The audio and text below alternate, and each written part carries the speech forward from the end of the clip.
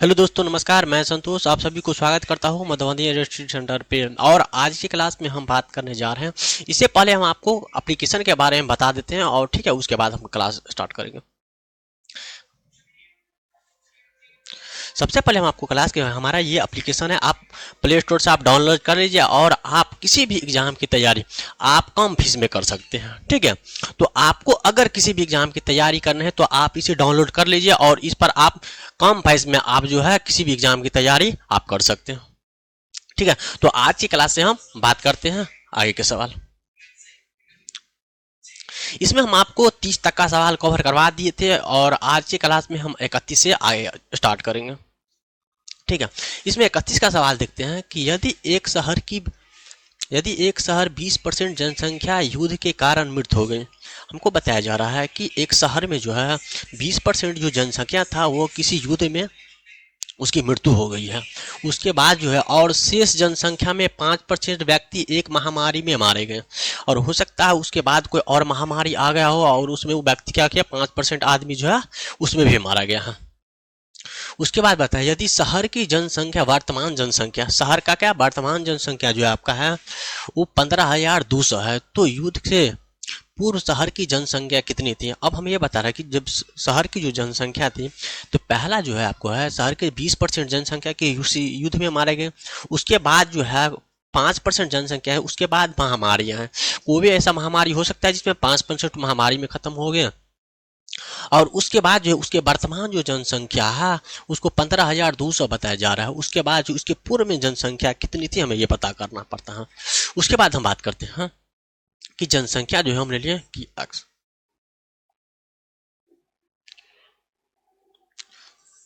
हमने एक्ट का जो है पहला जो है 20% आपका क्या हो गया तो मृत्यु हो गई है। तो 20% अगर 100% हम मानेंगे कि 100% है, लेकिन 100% में अगर आपको 20% मृत्यु हो गई तो कितने परसेंट बचे, तो आप कहेंगे 80% बचेगा। तो आपको लिखना है 80/100। उसके बाद जो है 5% जनसंख्या जो है किसी महामारी के कारण उसकी मृत्यु हो गई। उसके बाद कितना हो जाता है, तो 95 बट्टा में क्या हो गया 100 और बराबर जो है जो बाद की जनसंख्या जो है वर्तमान जो जनसंख्या है वो 15,200 है। कितना है, तो 15,200 है। ठीक है, उसके बाद देखते हैं कि 15,200 वर्तमान की जो जनसंख्या है आपका वो कितना है, तो 15,200 है। उसके बाद देखते हैं यहाँ पर आ जाएगा 19/5 और उसके बाद जो है 19 कितना आ जाएगा 152। तो यहाँ पर आ जाएगा कितना 800 आ जाएगा। उसके बाद देखेंगे अगर हम इनको काटते हैं तो 80 से 800 काटेंगे तो कितना बार में आ जाएगा 10 बार में आ जाएगा। कितना होगा 10 बार में आ जाएगा और 5 से अगर आप 10 को काटेंगे तो कितना आ जाएगा 2 आ जाएगा। उसके बाद देखते हैं कि x का जो वैल्यू होगा, x का जो वैल्यू कितना होगा तो आपको है 2 है। ठीक है, और यहाँ जो है 100 गुने 100 तो x का वैल्यू कितना आ जाएगा, तो एक्चा वैल्यू जो आपका आ जाएगा वो 20,000 होगा। कितना होगा 20,000 होगा। उससे पहले जो जनसंख्या तो कितना है 20,000 जनसंख्या थी और उसके बाद जो है किसी यहाँ पर जो 20% किसके कारण मारे गए थे, युद्ध में मारे गए थे और 5% जो किसी महामारी के कारण मारे गए थे। तो आपका जो जनसंख्या बचा हुआ जनसंख्या कितना था, तो 15,200 था, लेकिन उससे पहले की जो जनसंख्या था जो आपका कितना था 20,000 था और 20,000 ये आपका जो है करेक्टली आंसर होगा। ठीक है, तो नेक्स्ट की तरफ चलते 32 का सवाल में बताया जा रहा है कि सहयोग को पॉकेट मनी के रूप में एक निश्चित राशि मिलती है। ठीक है, उसके बाद लिखा है वो 20% किताब खरीदने पर और शेष 25% स्टेशनरी खरीदने पर खर्च करता है और जो बचा है उसका 10% गरीबों को दान के रूप में देता है और शेष वह मिठाई आदि खरीदने के लिए उपयोग करता है और यह 13.50 रुपया है आता है उसका जो है पॉकेट में, मतलब कि पॉकेट मनी है उसके पॉकेट में है, इतना पैसा उसके पास बचा हुआ है। तो हमको बताया जाए पहला जो है उन्होंने क्या किया, तो 20% उन्होंने किताब खरीदा है तो हमने किसी को 100% मानेंगे। कितना मानेंगे आप, तो 100% मानेंगे। तो 100% जो है हमने माने कि एक्स का जो है 100% में अगर उन्होंने 20% किताब खरीदने में खर्च किया तो कितना बचेगा 80 बचेगा। तो 80 बटा कितना आ जाएगा, 100 आ जाएगा। उसके बाद जो है उन्होंने 25% जो है स्टेशनरी खरीदने में खर्च किया, तो कितना बचेगा आपका, 75 बचेगा। तो 75 बटा कितना आ जाएगा, 100 आ जाएगा। उसके बाद बताया कि 10% जो है 10% गरीबों को दान देता है, 100 में 10% दे देगा तो कितना बचेगा आपका, तो कहेंगे आप 90 बचेगा।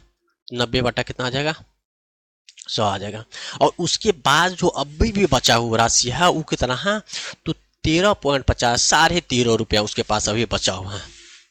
तो हम यहाँ पर लिखेंगे 13.5 लिखेंगे। ठीक है, अब देखते हैं कि यहाँ जो है ये से ये कटा। ठीक है, उसके बाद जो है और इसको जो काटिएगा यहाँ पर आ जाएगा 2 चौका 8, और यहाँ पर यहाँ 2 पंचे 10 आ जाएगा। 2 चौका यहाँ से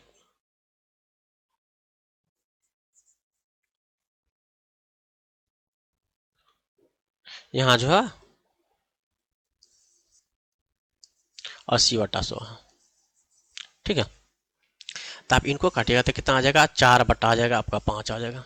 यहाँ पर जो आ जाएगा वो 3 बटा 4 आ जाएगा। और यहाँ पर 1 से 1 काटेंगे तो 9 बटा कितना बचेगा, 9 बटा आपका 10 बचेगा। अगर हम देखते हैं कि अगर यहाँ पॉइंट हटाते हैं तो आपको कितना आ जाएगा, 10 आ जाएगा। उसके ये वाला जीरो से आप ये वाला जीरो काटा। ठीक है, उसके बाद देखेंगे कि यहाँ पर जो 135 है यहाँ पर 12 है, और उसके बाद यहाँ पर जो है गुणे 9 है। तो x का वैल्यू देखते हैं कि x तो आ जाएगा आपका 12 गुणे 9, बट्टा में आ जाएगा 4 पंचे 20, और बराबर जो आ जाएगा कितना आ जाएगा, 135 आ जाएगा। कितना आ जाएगा, 135 होगा। उसके बाद देखते हैं, उसके बाद इनको काटेंगे तब 15 नमा कितना होता है, 135 आता है। 15 नमा कितना होगा, तो 135 होगा।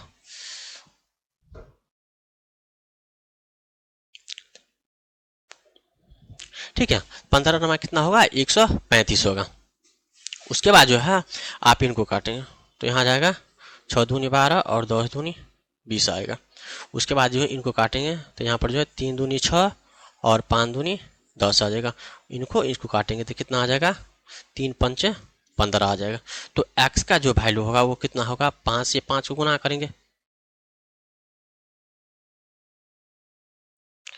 यहाँ क्या करेंगे, 5 को 5 से गुना करेंगे तो कितना आपका आ जाएगा 25, और 25 जो है आपका भी आपका करेक्टली आंसर आ जाएगा। ठीक है, उसके बाद हम नेक्स्ट की तरफ चलते हैं। इसमें देखते हैं कि 33 का सवाल है। 33 के सवाल में बता दें, एक व्यक्ति की मासिक आय जो है 50,000 है। हमने ये बात करते हैं कि कोई भी ऐसा व्यक्ति हो जिसके पास उसका मासिक चाहे महीना का जो आय है उसका वो 50,000 रुपया है, उसका जो है 25% कर और शेष आय का 30% घरेलू व्यय में खर्च करता है, और इसके पश्चात शेष 10% मनोरंजन पर खर्च करता है, और वह अपनी आय के शेष भाग बचत करता है। तो उक्त अंकुरों को सभी 12 महीने के लिए समान मानते हुए वो व्यक्ति प्रति वर्ष कितनी बचत करता है, कोई बता जाए कितनी बचत करता होगा। तो हमको देना है कि 50,000 है, कितना है, तो आप कहेंगे 50,000 को जो है पहला 25% है, तो 25% 50,000 का 25% देंगे तो कितना आ जाएगा, तो खर्च करता है तो कितना आ जाएगा, 75 बट्टा 100 आ जाएगा, 75 बट्टा 100 आ जाएगा। उसके बाद जो है 30% खर्च करता है तो कितना आ जाएगा, तो 70 बट्टा 100 आ जाएगा। उसके बाद जो है वो 10% मनोरंजन पर खर्च करता है तो कितना बचेगा, 90 बट्टा 100 होगा। उसके बाद वो 12 महीने के लिए और बराबर जो है कितना है, तो बचत करता है। ठीक है, तो हम देखते हैं कि यहाँ जो है ये 2 जीरो से ये 2 जीरो कटा, ये 2 जीरो से ये जीरो कटा। ठीक है, उसके बाद जो आपका है तो आ जाएगा 5 गुने 75 और गुने 70, और यहाँ पर जो आ जाएगा 1 जीरो से 1 जीरो कट जाएगा, 1 जीरो कटेगा तो कितना आ जाएगा, 9 बट्टा 10 आ जाएगा। और ये वाला 10 से आप ये जीरो काट सकते हैं। उसके बाद जो कुल हमको जो बताया वो 12 महीने का था, कितना महीने का है, तो 12 महीने का है। उसके बाद जो आपको देखते हैं कि इसका जो उपयोग करेंगे तो मल्टीप्लाई थोड़ा करने में आपको 12 लगे तो आप आसानी से डिजिट टर्म लगा के आंसर आराम से ढूंढ लेंगे। हम सबसे देखते हैं 5 है, उसके बाद है 7 5 कितना आएगा 12, तो 12 का कितना आ जाएगा 3 आ जाएगा। उसके बाद यहाँ आ जाएगा 7, उसके बाद 9 है तो 9 का 0 आ जाता है। उसके बाद यहाँ आ जाएगा 3 आ जाएगा। कितना आ जाएगा? 3 आ जाएगा। उसके बाद देखते हैं 15 और यहाँ पर 21 आता है। इनको गुना करेंगे 6 और यहाँ पर आ जाएगा 3, तो 6 तरीके कितना 18, इसके मतलब 9 आता है। ठीक है, अब इसमें हम चेक करते हैं कि कौन सा डिजिट है जो 9 आ जाएगा। तो यहाँ पर देखेंगे, यहाँ पर जो है यहाँ पर 2 10 तो 1 4 5 9, यहाँ पर जो है 0 आता है। या तो 9 आता है, आप यहाँ पर 0 लिख सकते हैं। दूसरा जो दिया है तो इसमें भी दिया है, तो इसमें भी आता है, वो आता है 0 आता है। ठीक है, और इसमें देखते हैं तो इसमें जो आएगा यहाँ पर 5 5 10 8 18, इसमें भी 0 आता है। तो इसमें सब में 0 आता है। इसका मतलब क्या करना पड़ेगा? आपको मल्टीप्लाई करना पड़ेगा।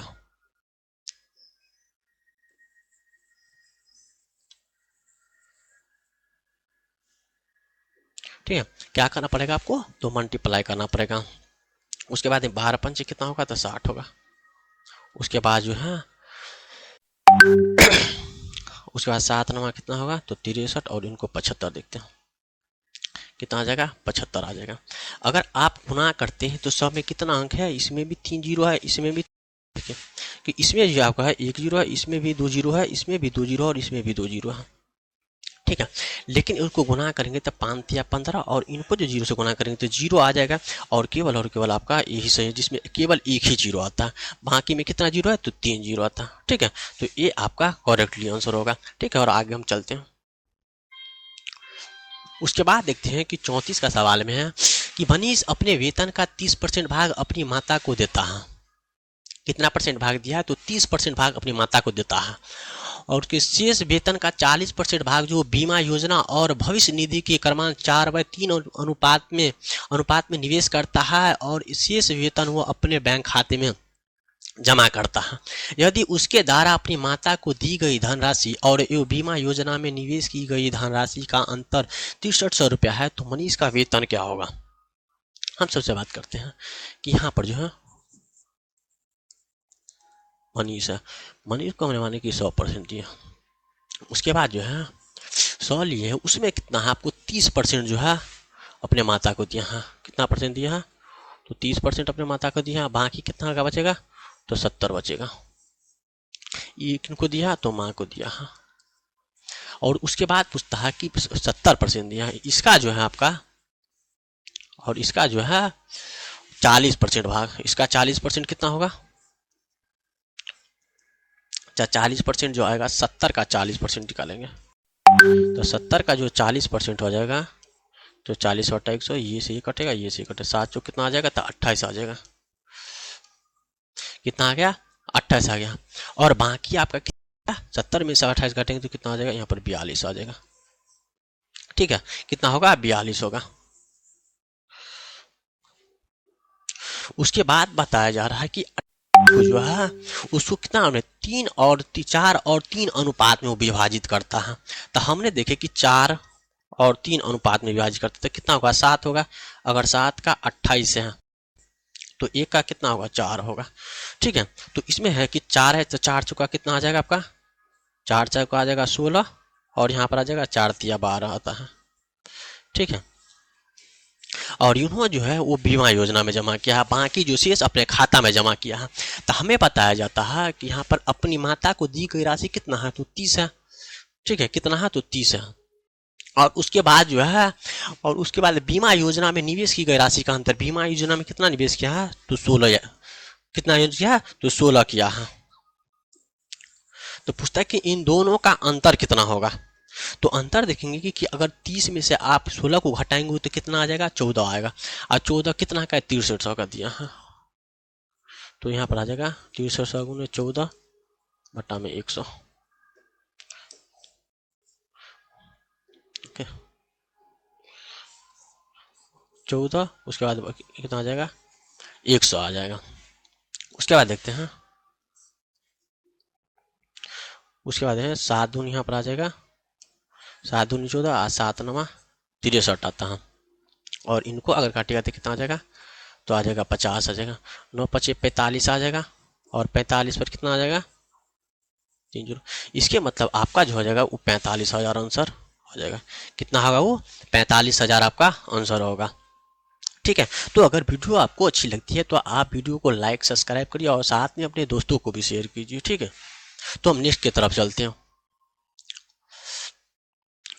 उसके बाद बताया जा रहा है हमको 35 का सवाल है कि मार्टी अपने वेतन का 13% अंधों की संस्था को और 12% अनाथों की और 14% जीव के शरीर को दान करते हैं और अपने वेतन का 16% एक चिकित्सा शिविर स्थापित करने में मदद के रूप में देते हैं और बाकी को 1,300 रुपया वो मासिक खर्च के लिए बैंक में जमा करते हैं।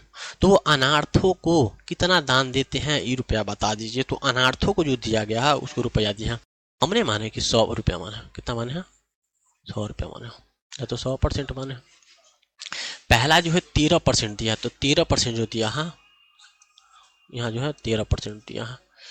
13% किसको दिया?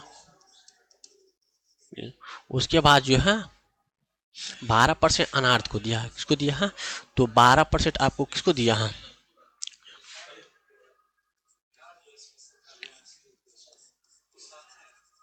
है ना, 12% दिया है।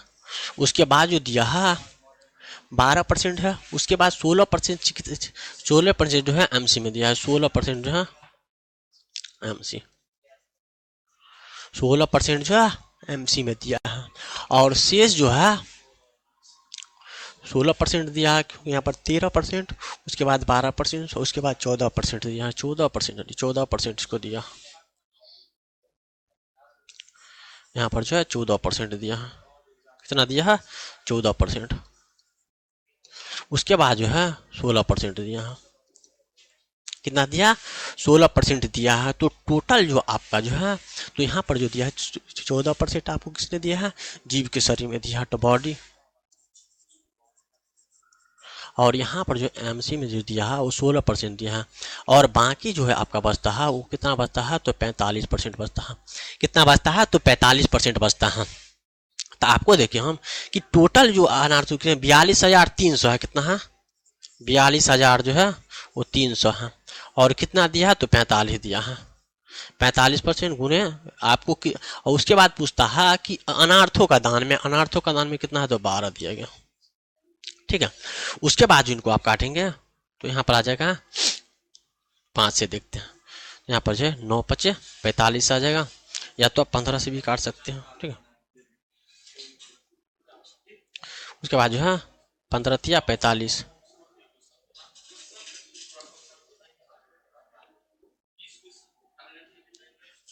15 या 45, यहाँ पर जो है 15, यहाँ पर 15 दूनी आ जाएगा 30 आ जाएगा। उसके बाद जो है 30 है, तो आप जो है इनको 15 से डिवाइड करिए।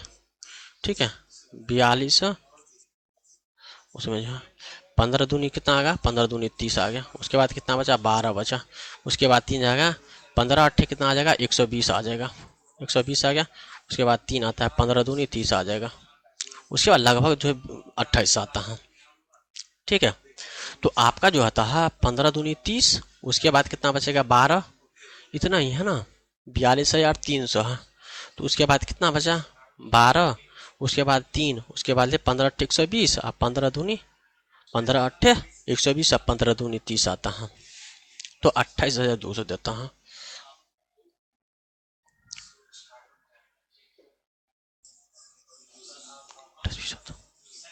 तो यहाँ पर जो आता है आपका, यहाँ पर जो आएगा वो, यहाँ पर जो है 2820 आएगा। 2820 गुने 12, अब बटा में कितना आ जाएगा? तो 3 आ जाएगा। 3 चौका कितना होगा? 12 होगा। आप इनको जो गुना करेंगे तो 4 दूनी 8 आ जाएगा। उसके बाद है 8 चौक 32, 1 8 चौक 32, 8 चौक 32 आता है, हासिल 3 हो गया। और यहाँ पर जो है 8 3 11, और यहाँ पर जो 11,280 आता है। और सी आपका जो है वो करेक्ट आंसर होगा। सी क्या होगा? तो आपका करेक्टली आंसर आ जाएगा। उसके बाद देखते हैं हम 36 का सवाल देखते हैं कि जब एक पत्रिका का मूल्य 10% घटाया जाता है तो उसकी बिक्री मूल्य 30% वृद्धि होती है, तो कुल राशि जरूर बता दीजिए। तो इसका जो है आप सक्सेसिव मेथड लगा के आराम से आप आंसर निकाल लेंगे। हम जो बताते हैं आपको, ठीक है। इसमें हम जो बताएंगे आपको, पहला जो घाटा है जो 10% है तो -10% है, प्लस 30% है प्लस 30% है, और माइनस प्लस को गुना करेगा तो कितना आ जाएगा, 30 आ जाएगा। 30 है, माइनस प्लस को गुना करेंगे तो आ जाएगा 10 गुने 30 बट्टा में आ जाएगा आपका 100। उसके बाद इनको हटाएंगे, इसको से इनको घटाएंगे तो कितना आ जाएगा आपका 30% जो है वृद्धि होती है, तो इनको घटाएंगे तो कितना आ जाएगा 20 आ जाएगा, तो 20%। और इनको जो घटाएगा तो माइनस कितना आ जाएगा 3% आ जाएगा। 20 में से 3 घटाएगा कितना आ जाएगा आपका 17% प्लस में होगा, और 17% जो आपका क्या आ जाएगा, तो 17% आपका वृद्धि हो जाए। कितने वृद्धि हो जाए, तो 17% वृद्धि हो। ठीक है, उसके बाद आगे चलते हैं। उसके बाद देखते हैं 37 का, देखते हैं कि प्रति किलो गेहूं की कीमत में 20% की कमी के कारण जॉन ने 600 रुपए में 5 किलो अधिक खरीद पा रहा है, तो प्रति किलो गेहूं का मूल्य क्या होगा। प्रति किलो गेहूं का मूल्य पूछा, हमने देखे कि 25% है, हमने क्या देखे 25% है, तो 25% का कितना होगा, तो 25% का होगा 1/4 होगा, 1/4 होगा। तो इसका जो है, इसका 4 है और 1 कम गया तो कितना आ गया 3 आ गया, तो इसको गेहूं में वृद्धि होती है। ठीक है, खरीद में तो यहाँ पर जो आ जाएगा, ये जो इसका प्राइस जो है इतना है, तो इसका क्वालिटी जो होगा आपका वो 3 के 4 में आ जाएगा। ठीक है, तो आप जो देखेंगे कि एक का मान जो है वो कितना खरीदा है, तो 5 केजी खरीदा है, तो एक का जो मान है वो आपका जो है 5 केजी अधिक खरीदता है। तो एक का 5 केजी है, तो 3 का कितना होगा 15 केजी आ जाएगा, 3 का 15 और इसका क्या आ जाएगा, तो 20 आ जाएगा। लेकिन हमको बताया जा रहा है कि प्रति किलो गेहूं का मूल्य का वास्तविक मूल्य या तुमको क्या होगा, ओरिजिनल प्राइस क्या होगा, तो ओरिजिनल प्राइस कितना दिया, तो आपको 600 दिया, तो आपको जो है ना 600 बटा में जो है 15, तो यहाँ पर जिनको काटेंगे 15 चौका 60 है ना, तो आपका जो आ जाएगा वो 40 आ जाएगा। कितना आ जाएगा, तो ये 40 आपका करेक्टली आंसर आ जाएगा। ठीक है, तो आप चैनल को आप लाइक सब्सक्राइब जरूर करिए। ठीक है, और अगर कोई आपको प्रॉब्लम होती है तो हमें कमेंट बॉक्स में आप बताया करिए। ठीक है, उन्हें इसके तरफ चलते हैं। उसके बाद देखते हैं कि 38 में बताया जा रहा है कि गेहूं की कीमत में 20% कमी के कारण गृहिणी को 1200 रुपया में 4 किलो अधिक प्राप्त करती है, तो किलो में घटी हुई कीमत बता दी। इसमें 20% है, तो अगर जो है 20% का जो आ जाएगा वो 1 बटा कितना आ जाए 1/5 है। इसका जो प्राइस है वो 5 था, लेकिन घटा है तो 4 आ गया। उसके बाद इसकी क्वालिटी में जो आ जाएगा आपका, तो यहाँ पर जो है 4 होगा, तो यहाँ पर कितना आ जाएगा 5 आ जाएगा। तो एक का जो आपका जो दिया गया है वो एक का आपका कितना है 4 किलो, यहाँ पर बताया जा रहा है कि 4 किलो अधिक प्राप्त करता है, 4 किलो आपको अधिक प्राप्त करता है। तो एक का 4 है, तो 4 का कितना आ जाएगा 16 आ जाएगा। उसके बाद इसका क्या आ जाएगा, यहाँ पर आ जाएगा 4 पंचे 20 आ जाएगा। 4 पंचे कितना आ जाएगा, तो 4 पंचे आपका 20 आ जाएगा। और आपको बताया जा रहा है कि 1200 रुपये घटी हुई कीमत कितना है, तो ये है। तो आप जो देखेंगे कि यहाँ पर आ जाएगा 1200 बट्टा में 20, एगो जीरो से एगो जीरो, इनको काटेंगे तो कितना बार में 60 रुपया होगा। तो घटी हुई कीमत क्या है, तो घटी हुई कीमत जो आपका जो है वो 60 रुपया करेक्टली आंसर आ जाएगा। ठीक है, तो आपको हम बताने जा रहे हैं कि आप जो है चैनल को कृपया लाइक सब्सक्राइब जरूर करिए और साथ में आप दोस्तों के भी शेयर करिए। ठीक है, तो हमें भी थोड़ा और भी अच्छे लगेंगे। उसके बाद 26 के देखते हैं कि यदि विकास अपने वेतन का 80% खर्च करता है, उसके वेतन में 25% की वृद्धि होती है। विकास क्या करता है, अपने वेतन का, हमने उसका वेतन जो है 100% मान लिया, हमने उसका वेतन जो है वो 100 माना, उन्होंने क्या किया, उन्होंने 80% खर्च किया, इसके मतलब उसको घटाना पड़ेगा। तो 80% घटाया तो कितना बचेगा 20% बचेगा। ठीक है, कितना बचेगा, तो 20% बचेगा। उसके बाद बताया जा रहा है कि उसके 25% उसकी वृद्धि होती है, उसके वेतन में जो है कि 25% वृद्धि होती है। तो इसको वेतन में अगर इसका 25% वृद्धि होगा तो कितना आ जाएगा, तो 125 आ जाएगा। अगर 25% वृद्धि होगा तो कितना आ जाएगा 125 आ जाएगा। उसके व्यय में जो है, उसके व्यय में जो है कितना परसेंट वृद्धि होती है, तो आप कहेंगे कि 15% की वृद्धि होते हैं। तो 15 कितना आ जाएगा, आप 80 का अगर 15% निकालते हैं बटा में आ जाएगा 100, इनको 15 ठीक है, 12 आ जाएगा। कितना आ जाएगा, तो 80 से 12 है। आप ऐसे भी कर सकते हैं कि अब वृद्धि हुई है तो आप यहाँ पर जो है कितना ले सकते हैं 25 भी कर सकते हैं, और यहाँ पर जो है 12 आ जाएगा। तो इनको घटाएंगे तो कितना आ जाएगा, 12 घटाएंगे तो यहाँ आ जाएगा 13 आ जाएगा। तो 13 से 20 देखना है कि यहाँ पर जो आ जाएगा 13/20 गुने 100। उसके बाद जो है इनको इनको काटे, 2 से इनको काटेंगे तो कितना आ जाएगा 5 है, 13 5 कितना आ जाएगा 65, और 65 डी आपका जो है करेक्टली आंसर आ जाएगा। डी क्या होगा आपका करेक्ट आंसर होगा। उसके बाद हम नेक्स्ट सवाल पर चलते हैं। उसके बाद देखते हैं कि पेट्रोल के मूल्य में आपको बताया जा रहा है कि पेट्रोल है कि पेट्रोल के प्रति लीटर के मूल्य में जो 52% की वृद्धि होती है और इसका खपत में कितना प्रतिशत कम की जानी चाहिए ताकि उसे होने वाले व्यय में केवल 14% का ही वृद्धि हो। तो हमने माना कि हमने किसी को माना कि 100% पेट्रोल है, कितना माना है 100 है। उसके बाद जो इसका जो है खपत जो है आप बोलते हैं इतना परसेंट वृद्धि होती है, पेट्रोल के मूल्य में जो इतना परसेंट वृद्धि तब 152 आ जाएगा।